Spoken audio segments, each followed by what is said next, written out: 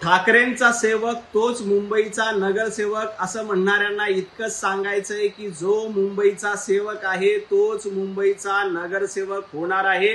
हे मुंबईकरांनी ठरवलेलं आहे, मराठी माणसांनी ठरवलेलं आहे।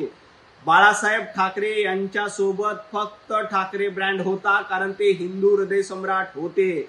आता तुम्ही पलटी सम्राट आहात, त्यामुळे ठाकरे ब्रँड या निवडणुकीत नाही। या निवडणुकीत मुंबईकरांचा ब्रँड चालणार आहे। जे मुंबईचे सेवक आहेत तेच मुंबईचे नगरसेवक होतील, हे मुंबईकरांनी ठरवून टाकलंय। काँग्रेसचे प्रभारी रमेश चन्नीथला हे निवडणूक आयोगाला दोष देत आहेत।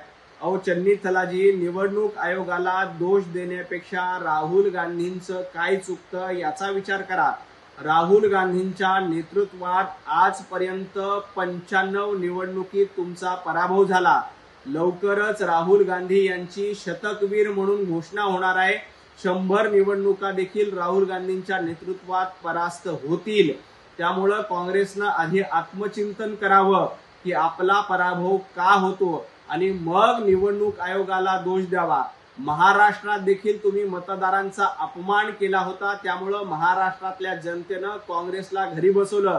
बिहारमध्ये देखील तुम्ही मतदारांचा अपमान केला होता, त्यामुळे बिहारमध्ये देखील लोकांनी घरी बसवलं। आता राहुल गांधी शतकवीर म्हणून घोषित होतील, कारण त्यांच्या नेतृत्वात 100 निवडणुकीत पराभव झाल्याशिवाय राहणार नाही। भाजपच्या कार्यालयात मतदान घ्या असं म्हणणाऱ्या बच्चू कडूंना मला इतकंच सांगायचंय, बच्चू भाऊ, तुमचा देखील पराभव अचलपूरमध्ये भारतीय जनता पार्टीच्या सर्वसामान्य कार्यकर्त्यांनी केला।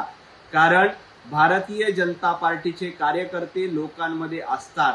पंतप्रधान नरेंद्र मोदीजींसारखं नेतृत्व भारतीय जनता पार्टी सोबत आहे।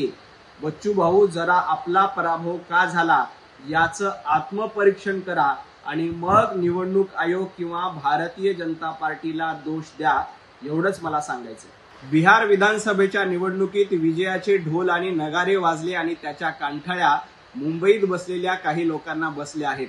खरं तर त्यांना मला सांगायचंय, सामनामधून अग्रलेख लिहिण्यापूर्वी 2010ला बिहार विधानसभेची निवडणूक कशी झाली होती ते आठवा।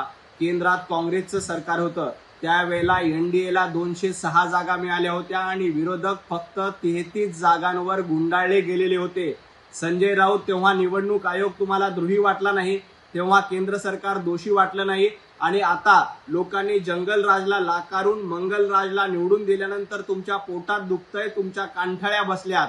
तुम्हाला खरं तर सक्तीच्या विश्रांतीची आणि आरामाची गरज आहे, त्यामुळे थोडासा आराम करा आणि मग अग्रलेख लिहा। राहिला प्रश्न मुंबईचा, तर बिहार तो झाकी है, मुंबई अभी बाकी है। येणाऱ्या महापालिका निवडणुकीत देखील बिहार सारखा निकाल महाराष्ट्रात लागल्याशिवाय राहणार नाही। त्यामुळे संजय राऊत, जरा मनाची तयारी ठेवा।